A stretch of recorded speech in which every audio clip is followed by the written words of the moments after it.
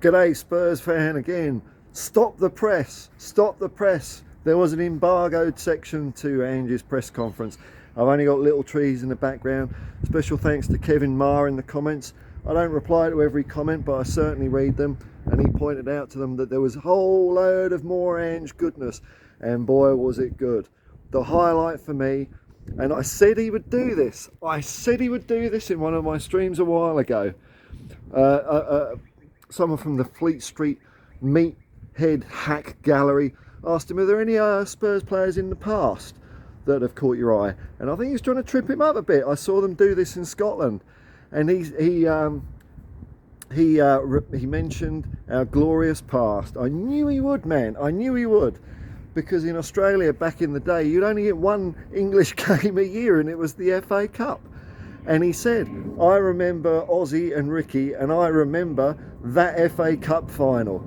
And then he went on to say that he also saw that Glenn Hoddle was a special player, and that maybe people in England take this sort of thing for granted because you have it all the time. Whereas over here at the arse end of the world, we don't, we get it now, but back then we didn't. So you grab on to any example of great football you've got. So Ricky Villa, Ossie Ardiles, and Glenn Hoddle, how about that? That puts such a bleeding great smile on my face, man. A manager that's not afraid to talk about our wondrous past. Absolutely beautiful. He said it was also a special memory for him because, the FA Cup's on in the middle of the bloody night here, just like every other game is.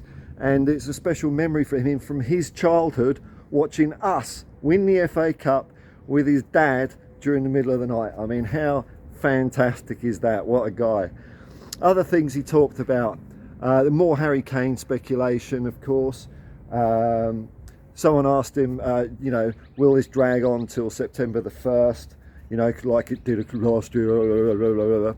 And Ange said, well, if it's up to you lot, it will, laughing and saying, well, can't deal with speculation, I'll just deal with what's in front of me. Harry's on holiday at the moment. I'm just imagining him on the beach with his kids, and he'll be in a couple of days, and we'll sort it all out then. We'll get training, we'll focus on what makes us good. It was so good. The embargo section was even better than the first one.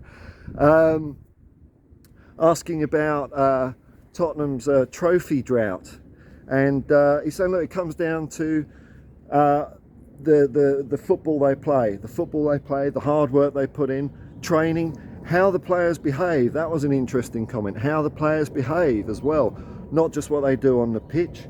It's not enough just wanting to win something, because every team wants to win something. You have to underpin it with something stronger, and that's what he's going to do, man, because he's a strong man with a big heart and a big football brain, man. A big football brain. Oh, I can't wait to see us march out. I can't wait to see us march out next week against West Ham and just see the embryonic stage of what Ange does. He also talked glowingly about Celtic. I really like that. He paid respect not only to Celtic but wherever else he's managed. Don't always get managers doing that, especially that clown that's just joined Chelsea. Very disrespectful. Saying it was a hard decision to leave Celtic. He left them in good stead. He had lots of contact with Brendan Rodgers, well-wishers, and that's nice to see. Very generous about other managers. Alex Ferguson, he mentioned, having spent some time with him when he managed probably South Melbourne to the World Club Championship. They played Manchester United. I think they lost, of course, but you can only do what you can only do. Yeah, I can't believe it, man. I'm buzzing. I'm absolutely buzzing.